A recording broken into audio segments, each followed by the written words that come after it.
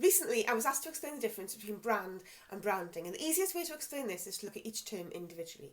So your brand is not your idea, what you think you're all about, it's what other people think you're all about. So this isn't something that you determine, it's what your audience decides. I like to say that a brand is the emotions, experiences, perceptions and memories that are held about your business, or the associations, as the Design Council puts it, but anyway, that are held about your business, whether you're there in person or not. The ideas that people have about your business, hopefully because of the things that you have done to help them come to that conclusion. So your brand isn't really owned by you. The ideas about your business is all about, what your business is all about is to do with what's in the minds of other people. And the best thing is to do is for you to have some control over these thoughts through your actions, through branding, which will all make much more sense in a minute.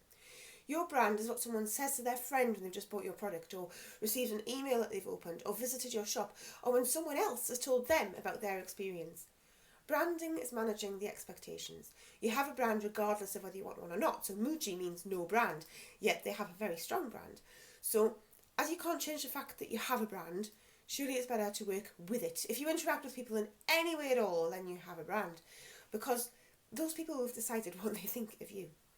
So branding, this is the section we're going to talk about, branding here. So as you'll have gathered by now, a designer can't create your brand for you. A brand is something that you can't really create yourself, but something you can try to shape through your actions. And this is where branding comes in. So branding is the actions which help to shape a brand.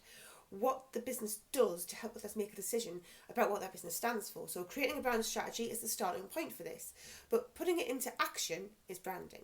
Branding is telling your story, sharing your idea, being true to your values, and consciously applying these throughout your business, doing your brand as you see it to help others see it in the same way.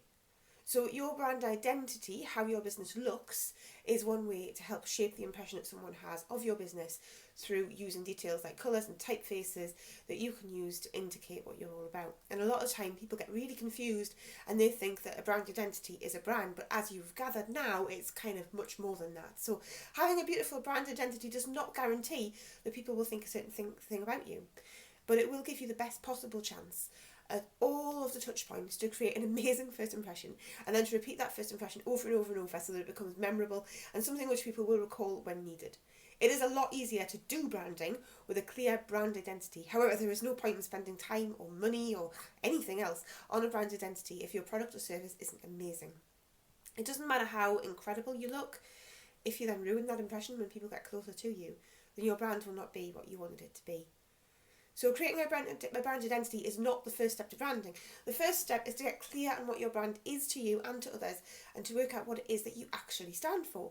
This isn't always easy, especially if you're a startup and still working out who you are. But if you want to have successful branding so that you can have as much control as possible over the brand that you will become, then it is pretty essential. And this is why when I start working on a brand identity project with a client, I ask them loads of questions so that I can really get to grips with what their brand is before I start.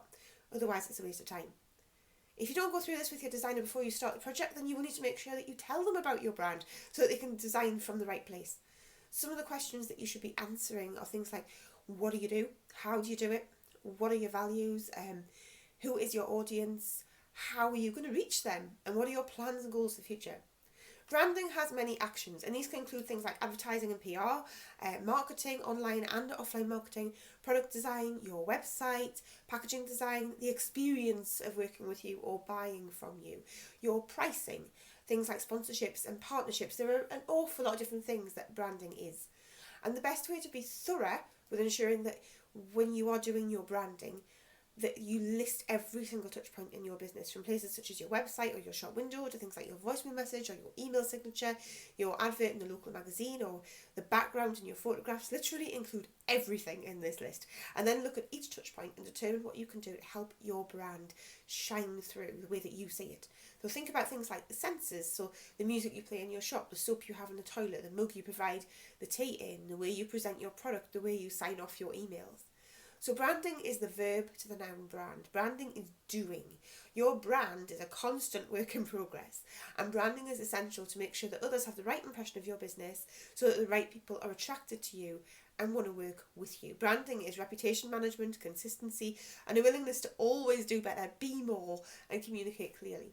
So now that the distinction between brand and branding has been cleared up, how can you use branding to shape your brand? If you like this video, please share it, subscribe, and check back for another one really soon.